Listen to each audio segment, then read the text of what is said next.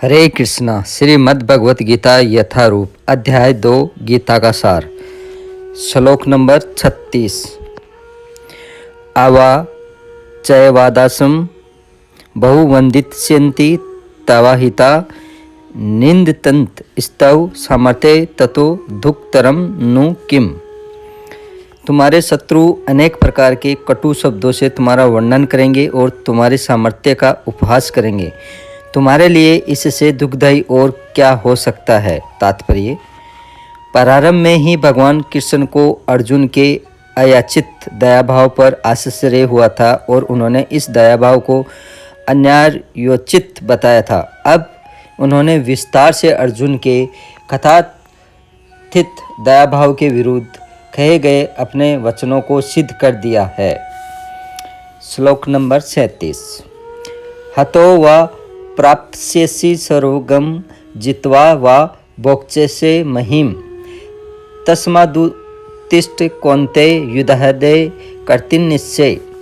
हे कुंती पुत्र, तुम यदि युद्ध में मारे जाओगे तो स्वर्ग प्राप्त करोगे, या यदि तुम जीत जाओगे तो पृथ्वी के साम्राज्य का भोग करोगे।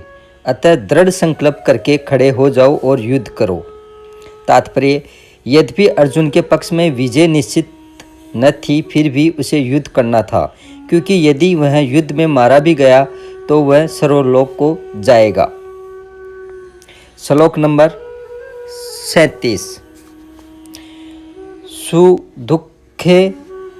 सुख दुखे समय कृत्वा लाभो जया जयो ततो युद्धाय युजस्व नैवं पापम वापस्यसि।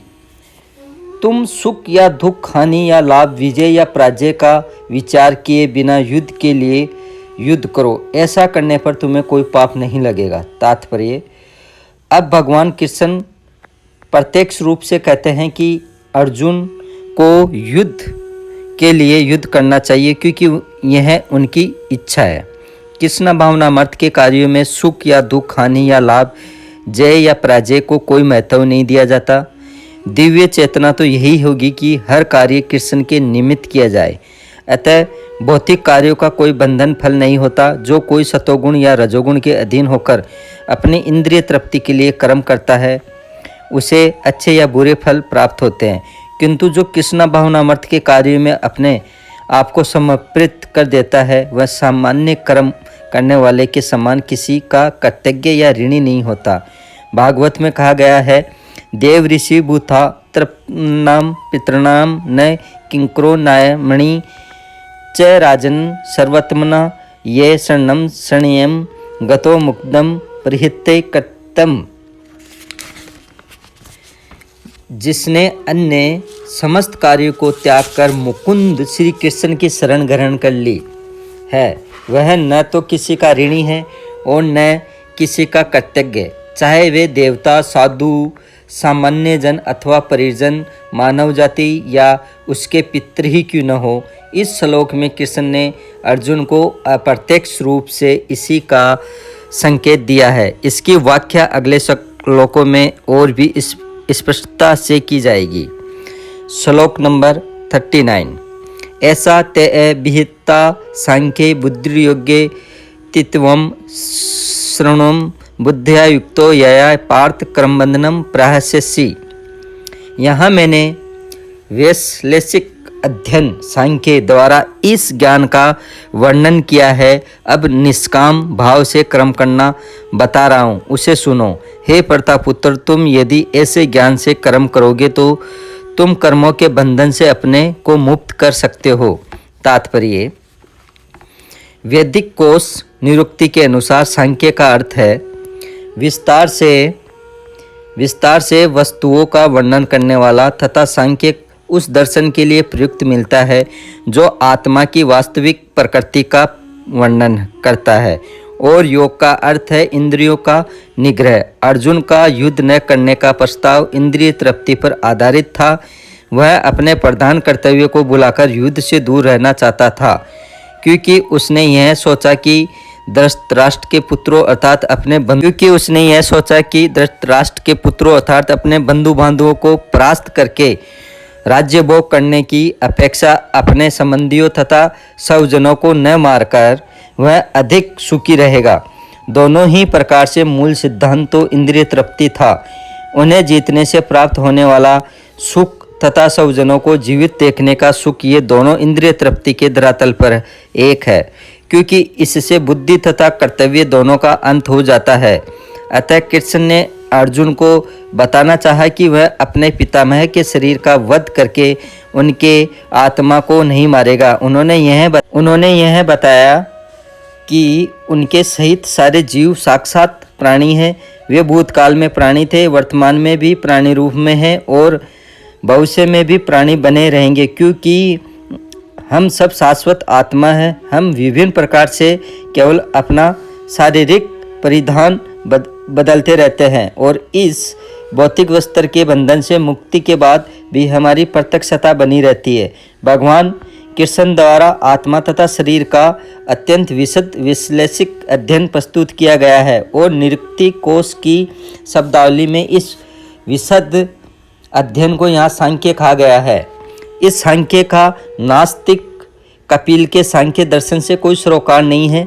इस नास्तिक कपिल के सांख्य दर्शन से बहुत पहले भगवान कृष्ण के अवतार भगवान कपिल ने अपनी माता देवहूति के समक्ष श्रीमद् भागवत में वास्तविक सांख्य दर्शन पर प्रवचन किया था। उन्होंने स्पष्ट बताया है कि पुरुष या परमेश्वर क्रियाशील है और वे प्रकृति पर दृष्टिपात करके दृष्टि की उत्पत्ति करते हैं। इसको वेदों ने तथा गीता ने स्वीकार किया है। वेदों में वर्णन मिलता है कि भगवान ने प्रकृति पर दृष्टिपात किया और उसमें आणविक जीवात्माएं प्रविष्ट कर दी है। ये सारे जीव भौतिक जगत में इंद्रिय तृप्ति के लिए कर्म करते रहते हैं और माया के वशीभूत होकर अपने को भोक्ता मानते रहते हैं। इस मानसिकता की चरम सीमा भगवान के साथ सायुज्य प्राप्त करना है। यह माया अथवा इंद्रिय तृप्ति जन्य मोह का अंतिम पास है और अनेकानेक जन्मों तक इस तरह इंद्रिय तृप्ति करते हुए कोई महात्मा भगवान कृष्ण यानी वासुदेव की शरण में जाता है, जिससे परम सत्य की खोज पूरी होती है। अर्जुन ने कृष्ण की शरण ग्रहण करके पहले ही उन्हें गुरु रूप में स्वीकार कर लिया है। शिष्य स्तहम साधि माँ तवम प्रपन्नम, फलस्वरूप कृष्ण अब उसे बुद्धि योग या कर्म योग की कार्यविधि बताएंगे, जो कृष्ण की इंद्रिय तृप्ति के लिए किया गया भक्ति योग है। यह बुद्धि योग अध्याय 10 के 10वें श्लोक में वर्णित है, जिसमें इसे उन भगवान के साथ प्रत्यक्ष संपर्क बताया गया है जो सबके हृदय में परमात्मा रूप में विद्यमान है, किंतु ऐसा संपर्क भक्ति के बिना संभव नहीं है। अतः जो भगवान की भक्ति या दिव्य प्रेमा भक्ति में या कृष्ण भावना अमर्थ में स्थित होता है, वहीं भगवान की विशिष्ट कृपा से बुद्धि योग की यह अवस्था प्राप्त कर पाता है। अतः भगवान कहते हैं कि जो लोग दिव्य प्रेमवश भक्ति में निरंतर लगे रहते हैं, उन्हें ही वे भक्ति का विशुद्ध ज्ञान प्राप्त प्रदान करते हैं। इस प्रकार भक्त सरलता से उनके चिदानंदमय धाम में पहुंच सकते हैं। इस प्रकार इस श्लोक में वर्णित बुद्धि योग भगवान कृष्ण की भक्ति है और यहाँ पर उल्लिखित सांख्य शब्द का नास्तिक कपिल द्वारा प्रतिपादित अनिश्वरवादी सांख्य योग से कुछ भी संबंध नहीं है। अतः किसी को यह भ्रम नहीं होना चाहिए कि यहाँ पर उल्लिखित सांख्य योग का अनिश्वरवादी सांख्य से किसी प्रकार का संबंध है। नहीं, उस समय उसके दर्शन का कोई प्रभाव था और न कृष्ण ने ऐसी ईश्वर ही विहीन दार्शनिक कल्पना का उल्लेख करने की चिंता की। वास्तविक सांख्य दर्शन का वर्णन भगवान कपिल द्वारा सिद्ध श्रीमद् भागवत में हुआ है, किंतु वर्तमान प्रकरणों में उस सांख्य से भी कोई सरोकार नहीं है। यहाँ सांख्य का अर्थ है शरीर तथा आत्मा का वैश्लेषिक अध्ययन।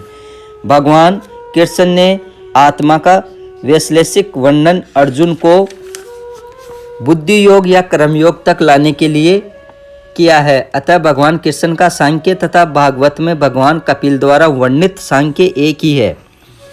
ये दोनों भक्ति योग है। अतः भगवान कृष्ण ने कहा है कि केवल अल्पज्ञ ही सांख्य योग तथा भक्ति योग में भेदभाव मानते हैं।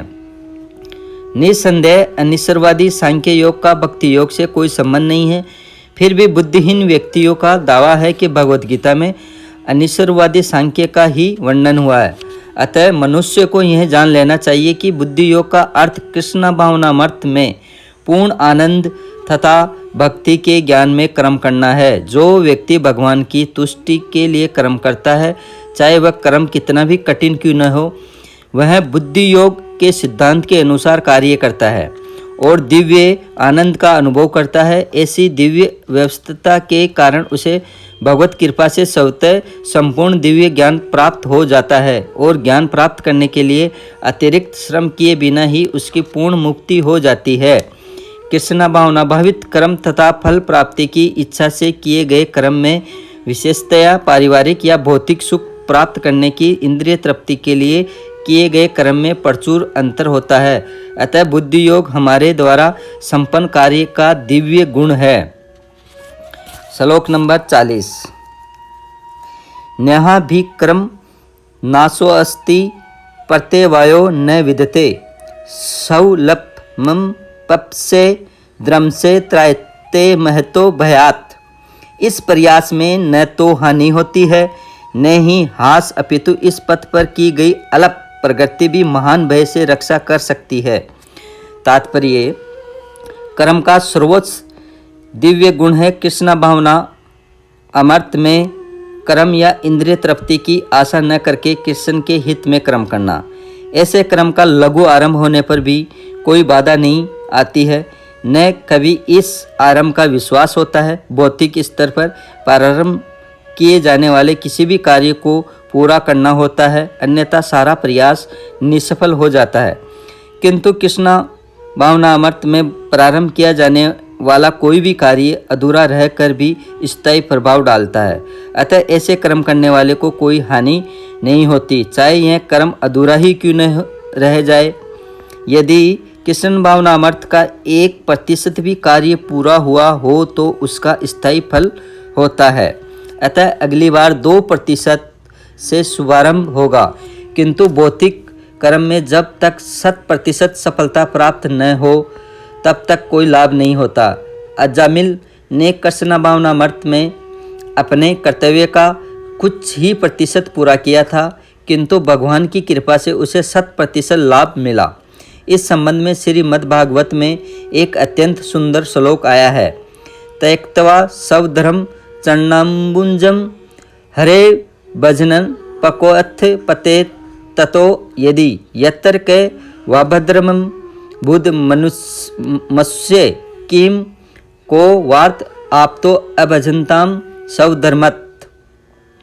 यदि कोई अपना धर्म छोड़कर कृष्ण भावना अमर्थ में काम करता है और फिर काम पूरा न होने के कारण नीचे गिर जाता है तो इसमें उसको क्या हानि, और यदि कोई अपने भौतिक कार्यों को पूरा करता है तो इससे उसको क्या लाभ होगा। अथवा जैसा कि ईसाई कहते हैं, यदि कोई अपनी शाश्वत आत्मा को खोकर संपूर्ण जगत को पाल ले तो मनुष्य को इससे क्या लाभ होगा। भौतिक कार्य तथा उनके फल शरीर के साथ ही समाप्त हो जाते हैं, किंतु कृष्ण भावना अमर्थ में किया गया कार्य मनुष्य को इस शरीर के विनिष्ट होने पर भी पुनः कृष्ण भावना अमर्थ तक ले जाता है। कम से कम इतना तो निश्चित है कि अगले जन्म में उसे सुसंस्कृत ब्राह्मण परिवार में या धनी मानी कुल में मनुष्य का शरीर प्राप्त हो सकेगा, जिससे उससे भविष्य में ऊपर उठने का अवसर प्राप्त हो सकेगा। कृष्ण भावना अमर्थ में संपन्न कार्य का यही अनुपम गुण है। हरे कृष्णा।